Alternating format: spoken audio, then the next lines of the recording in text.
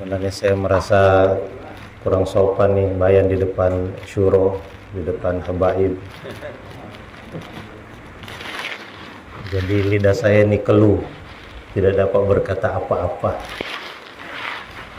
Allah, semoga Allah tolong. Alhamdulillah.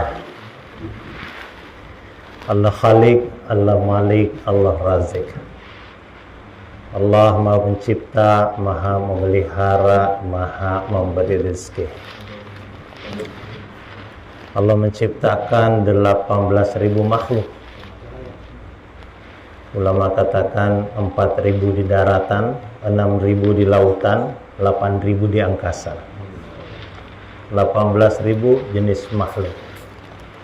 Satu jenis namanya manusia. Dan yang terpenting di antara manusia ini sesudah laki-laki adalah perempuan.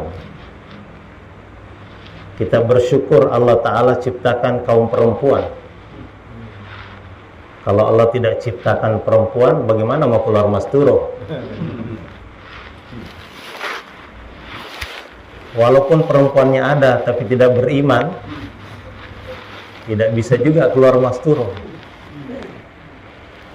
Walaupun beriman tapi tidak kenal usaha dakwah, tidak bisa juga keluar masturo. Udah kenal usaha dakwah tapi istri tidak taat, tidak solehah, tidak bisa juga keluar masturo. Jadi 4 perkara kita syukuri. Pertama, Allah ciptakan kaum perempuan. Kedua, Allah ciptakan kita di kalangan orang beriman. Yang ketiga, Allah kenalkan kita usaha dakwah. Dan yang keempat, Allah jadikan istri kita ini wanita yang soleha. Ini perlu kita bersyukur, hadirin yang mulia. Allah berjanji, la in syakartum la azidannakum. Kalau kamu pandai bersyukur, Allah akan tambahkan nikmatnya. Hadirin yang mulia, dunia ini bukan tempat tinggal, tapi tempat meninggal. Setiap hari umur kita ini bukan bertambah, tapi berkurang. Sekarang kita boleh berjalan di atas permukaan bumi, tapi tidak lama lagi kita akan dipendam di bawah permukaan bumi. Sekarang ini dunia nampak nyata, akhirat cerita, tapi tidak lama lagi akhirat akan nyata dan dunia tinggal cerita. Maka sebagai saudara kita harus saling mengingatkan perkara ini. Hari ini orang tidak paham yang namanya saudara. Saudara yang dipahami sekarang adalah apabila mbahnya sama, ayahnya sama. Sehingga kalau saudaranya datang, satu embah, satu ayah, atau satu ibu, dia rela meninggalkan rumahnya, menjemput saudaranya di pelabuhan kalau dia naik kapal laut, atau di airport kalau naik pesawat, atau di stasiun kalau naik kereta api, atau di terminal kalau naik bus. Kenapa mau dijemput di sana? Karena saudara. Kalau dia lapar dikasih makan, kalau dia haus kasih minum, kalau dia sakit kasih obat. Kenapa? Karena saudara. Hari ini banyak orang yang tidak memahami bahwa persaudaraan karena sedarah itu sangat rentan, mudah putus. Kenapa bersaudara dengan dia? Dia ipar saya, dia mantu saya, dipersaudarakan oleh KUA. Ada lagi yang dipersaudarakan oleh suku. Dia ini Sunda, Jawa, Bugis, Batak. Ada lagi bersaudara karena sebangsa dan setanah air. Masya Allah. Saya ketemu orang-orang Bugis di Australia kemarin. Saya bilang kita ini selain saudara seiman, kita ini saudara sebangsa dan setanah air. Dia bilang kak saya sudah paspor saya sudah stay di sini, sudah paspor Australia, sudah mukimin Australia, sudah jadi warga negara Australia. Sudah tidak mau disebut sebagai sebangsa dan setanah air. Saya jumpa orang Aceh di Johor, dia bilang selain saudara seiman, kita ini saudara sebangsa dan setanah air. Dia marah, dia bilang saya tidak sebangsa dan setanah air dengan kamu. Kenapa? Kamu orang Indonesia, saya orang Aceh, kata dia. Tidak mau disebut sebangsa dan setanah air. Hadirin yang mulia, Allah persaudarakan kita ini. Innamal mu'minuna ikhwah. Orang iman itu bersaudara. Yang mempersaudarakan adalah Allah. Nabi SAW katakan al-muslim akhul muslim. Orang Islam ini saudara dengan saudara Islam. Persoalannya itu hari ini orang tidak paham. Orang tidak tahu bahwa kita ini bersaudara. Yang mempersaudarakan adalah Allah. Karena itu fa aslihu baina akhawaikum. Islah, perbaikilah kesalahpahaman ini yang berjalan ke seluruh dunia hari ini, ke timur, ke barat, ke utara, ke selatan, naik ke gunung, turun ke lembah. Itu Pak Jenggot ini yang menjumpai orang door to door, dari pintu ke pintu, menyampaikan kita ini bersaudara karena kalimat la ilaha illallah. Dan ini bukan kerjaan baru. Kerjaan ini sudah dikabarkan kepada Musa alaihissalam, inna li ummati Muhammadin larijalan. Wahai Musa, ada sekolongan kaum laki-laki di kalangan Muhammad sallallahu alaihi wasallam, yamshuna alal ashrafi wal wadi. Dia akan naik ke tempat-tempat yang tinggi, turun ke lembah-lembah. Yashhaduna an-nasa la ilaha illallah. Mempersaksikan manusia akan kalimat la ilaha illallah. Jazaa'uhum alayya kal jaza'al anbiya. Aku berikan kepadanya pahala seperti pahala yang aku berikan kepada para nabi-nabi.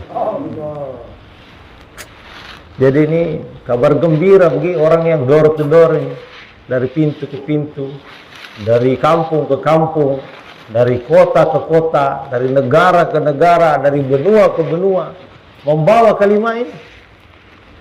Pahalanya seperti pahala nabi-nabi. Masalahnya umat hari ini benar-benar tidak paham apa itu namanya saudara, apa yang disebut saudara seiman. Dulu kita ini punya orang tua memang pelaut, nenek moyangku pelaut, dan nenek moyang kita ini semuanya orang beriman. Yang tidak beriman sudah dihabisin di zaman Nuh alaihissalam. Tidak ada tersisa satupun orang yang tidak beriman. Hanya sekitar 40 pasang lebih yang naik ke atas kapal Nuh alaihissalam. Itu orang beriman semua. Jadi penghuni bumi ini pernah seluruhnya orang beriman. Tidak ada satupun orang kafir. Jadi aslinya kita ini saudara semua. Yang tidak beriman sudah dihabisi oleh Allah Subhanahu wa taala. Sewaktu Nabi Nuh alaihissalam di atas kapal laut, dia melihat anaknya Kanaan. Dia berteriak, ya Bunair, kemana? Wahai anakku, naiklah, engkau bersama kami. Anaknya dirayu untuk naik ke atas kapal. Sebagaimana hari ini kita merayu umat untuk naik ke atas masjid. Kita merayu umat untuk naik ke atas masjid. Kita merayu umat untuk datang ke masjid. Hari itu Nuh alaihissalam merayu putranya untuk naik ke atas kapal. Yang merayu ini siapa? Nabi. Nabi bukan sembarang nabi, dia rasul. Rasul bukan sembarang rasul, dia ulul azmi. Dia ditemenin oleh Jibril alaihissalam, menerima wahyu dari Allah Subhanahu wa taala. Lisannya ini berkhasiat sakti mandraguna, mengajak putranya untuk naik ke atas kapal. tapi tidak mempan. Jadi hadirnya mulia, kalau kita ngajak umat hari ini masuk masjid tidak mempan, jangan kecewa. Orang kita nih bukan nabi, bukan rasul, apalagi ulul azmi, bukan malaikat yang menemani kita hari-hari, mungkin setan yang hari-hari menemani kita. Kalau kita merayu umat untuk datang ke masjid tidak mau, jangan kecewa.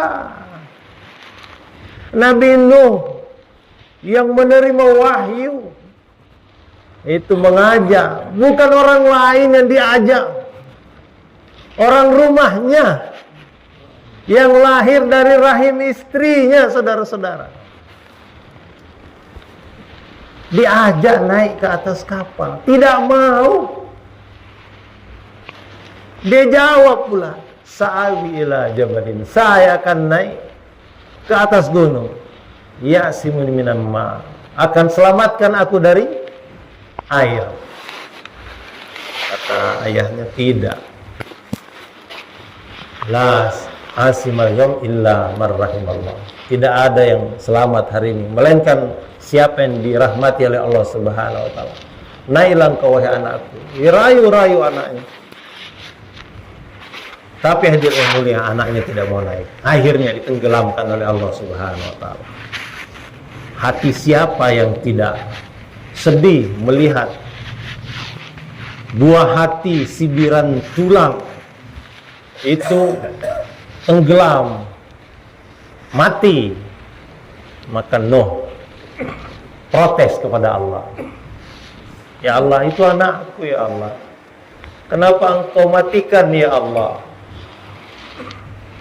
Maka Nuh alaihissalam dikatain bodoh sama Allah Subhanahu wa taala. Kamu bodoh wahai Nuh. Dimarahin itu Nabi Nuh sama Allah Subhanahu wa taala. Wahai Nuh, jangan kamu minta yang kamu tidak ketahui. Innahu laisa min akhlik. Langsung diputus tali persaudaraannya dengan Allah itu. Allah yang putuskan. Innahu laisa min ahlik. Dia bukan keluargamu, dia bukan darah dagingmu, dia bukan tulang belulangmu. Innahu amalu ghaira salih. Amalnya tidak saleh. Imannya tidak benar. Hadirnya mulia. Ini Nabi Nuh alaihissalam dimarahin sama Allah, langsung taubat minta ampun. Ya Allah, kalau engkau tidak ampuni aku, maka celakalah.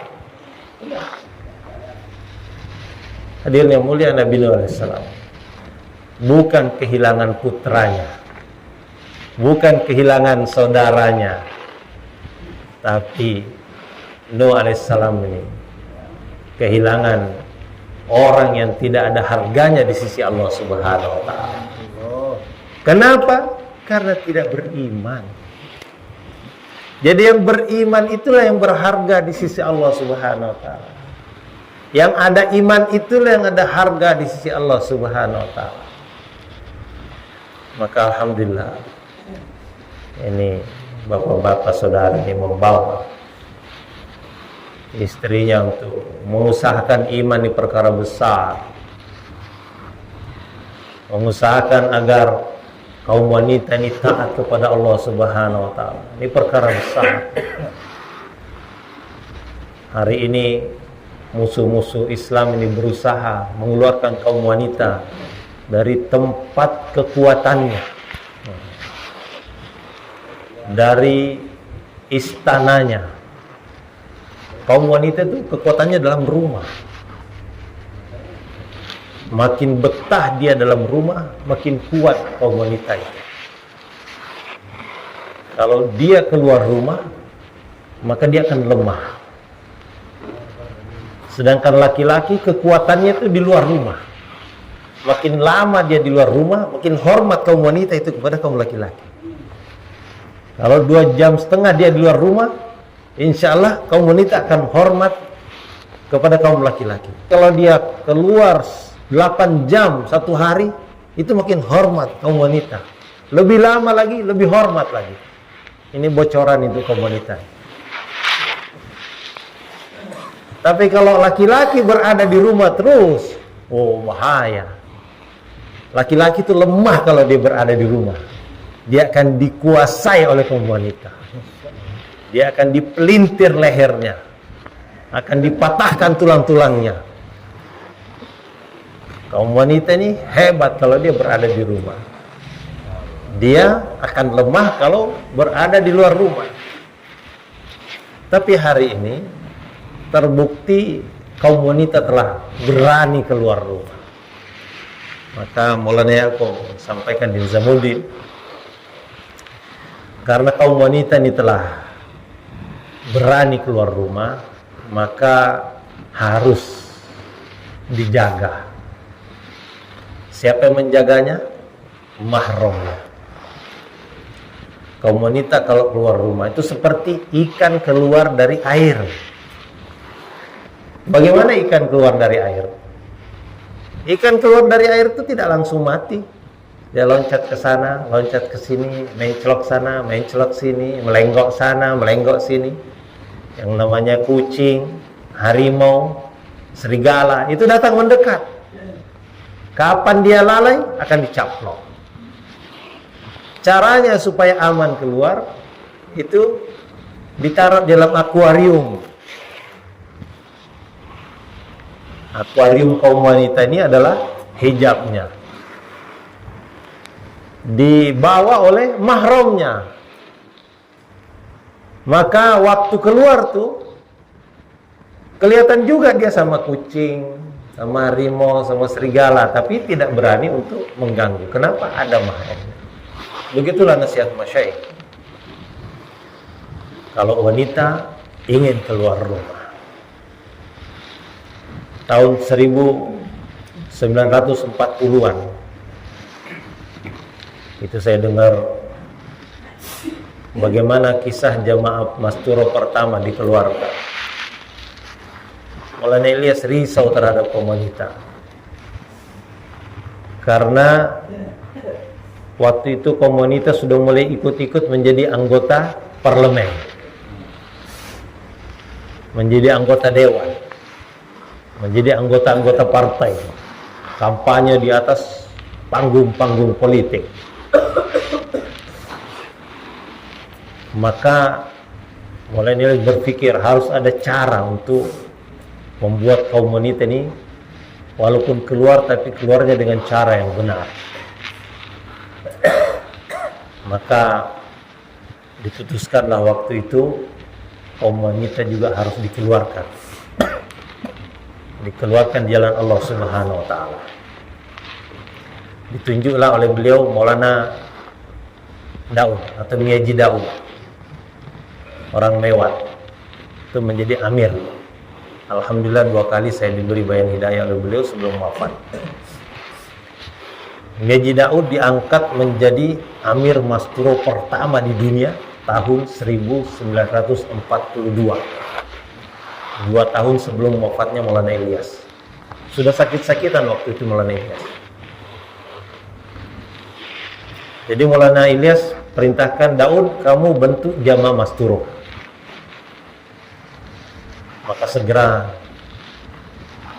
Maulana Daud taskil beberapa orang, terbentuklah 5 atau 6 pasang. Nah, sebelum berangkat Maulana Ilyas perintahkan, kamu minta pendapat Maulana Inamul Hasan. Kedua, minta pendapat Qori Muhammad. Ketiga, minta pendapat Maulana Yusuf. Datang kepada Maulana Inamul Hasan. Maulana, ayahanda Maulana Ilyas minta saya keluar Masturo. Saya sudah siap ini 5-6 pasang. Maulana Inamul Hasan katakan, hah? Keluar Masturo? Keluar dengan perempuan? Oh, saya tidak setuju. Sekarang kaum laki-laki saja keluar masih diusir di mana-mana. Bagaimana mau mengeluarkan kaum perempuan? Enggak, saya belum bisa terima. Sudah ditinggalkan, kemudian pergi ke Qori Muhammad. Qori Sab, ayahanda perintahkan saya keluar Masturo. Sudah siap ini 6 pasang. Keluar Masturo? Bagaimana bisa? Kaum wanita itu membawanya itu susah. Saya nggak setuju. Datang ke Maulana Yusuf rahmatullah. Maulana Sahab, ayahanda minta saya memimpin jamaah Masturo. Ini sudah siap penampasan. Siapa yang minta? Ayahanda, Maulana Ilyas. Keluar Masturo, keluar dengan perempuan. Enggak. Kecuali perempuan itu ditemani dua mahram, suaminya dengan ayahnya, atau ini perempuan bersama kakak atau adiknya. Dia harus ditemani dua mahram. Tapi sebenarnya saya tidak setuju, kata Maulana Yusuf. Dalam keadaan sakit, Maulana Ilyas bangun dengan tongkatnya, mendatangi kamar-kamar Maulana ini. Hei, Inam Hasan, Qari Muhammad, Yusuf, biarkan ini Daud keluar. Udah diam aja orang-orang itu. Maka akhirnya diberilah bayan hidayah. Kemudian mereka akan berangkat ke Mewat. Sebelum berangkat, Maulana Yusuf bisikin Maulana Daud, kamu jangan lama-lama, karena ini jemaah Masturo pertama di dunia. Udah, mereka berangkat ke Mewat, bukan naik mobil seperti dari Cianjur datang ke sini, bukan. Mereka naik dokar, ditarik oleh kuda dari Delhi, Nizamuddin sampai ke Mewat. Berapa jauh itu? Di Delhi sendiri, di situ ada masjid besar, Masjid Agung Delhi. Di situ ada Mufti Azam India, namanya Maulana Kifayatullah. Itu sangat ramai majelisnya, didatangin orang. Dan orang-orang datang ke sana itu mendengarkan dengan khidmat apa-apa yang disampaikan oleh Mufti Azam ini, Mufti besar India. Di antara yang hadir itu ada orang-orang Nizamuddin. Dan pembicaraannya hari itu adalah pembicaraan tentang kaum perempuan. Orang ini punya feeling, sepertinya dia ingin berfatwa untuk melarang kaum perempuan keluar dari rumahnya, melarang kaum perempuan keluarnya Allah Ta'ala.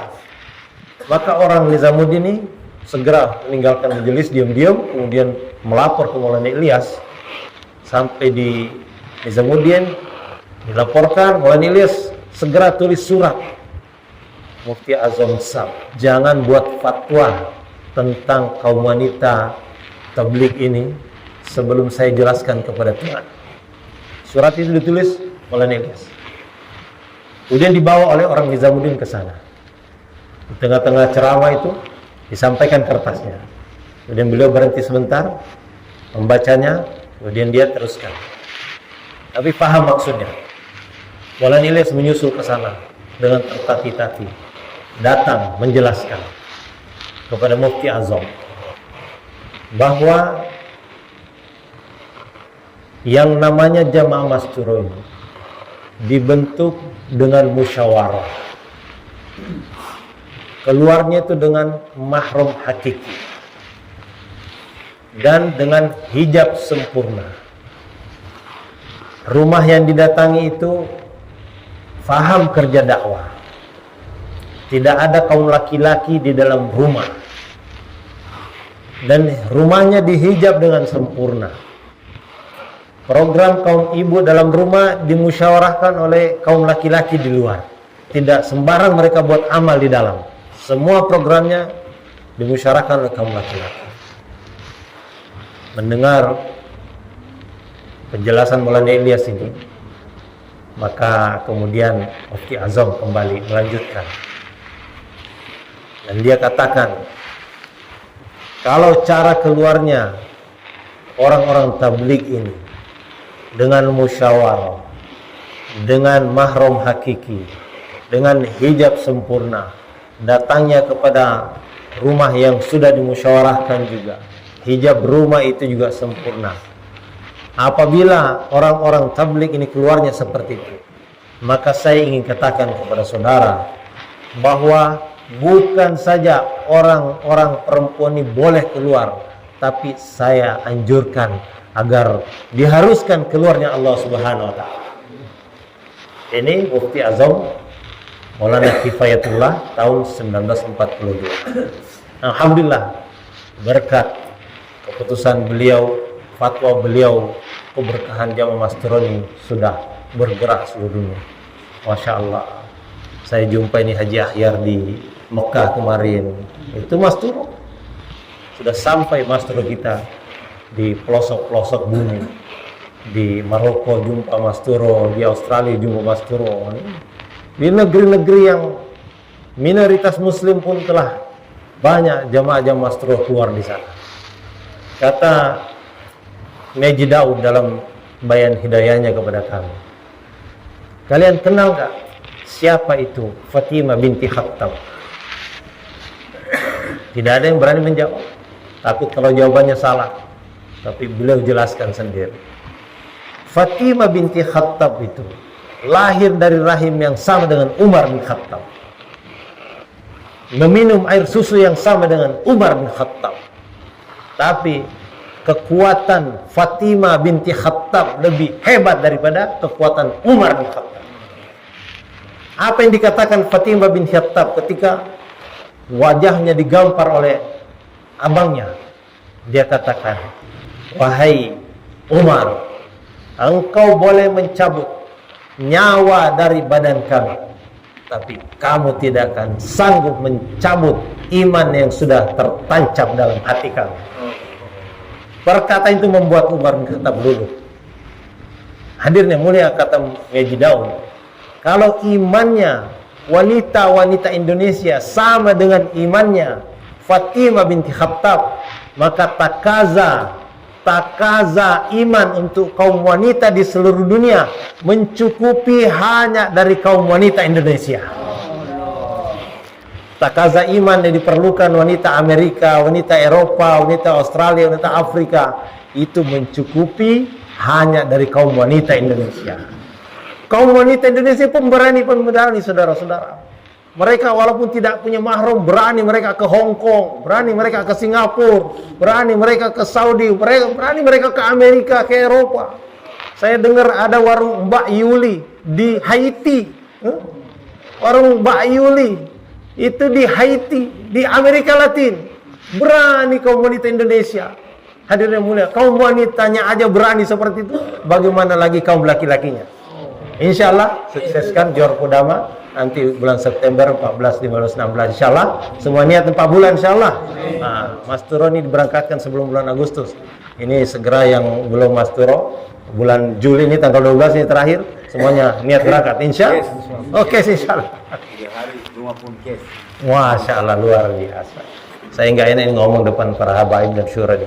Ya, insya Allah yang penting niat semua ya. Jangan tidak niat depan habib dan syura nih. Niat semua insya Allah. Berangkat nih insya Allah. 4 bulan sampai insya Allah. Allah terima. Jazakallah. Subhanallah. Subhanallah. Assalamualaikum warahmatullahi wabarakatuh.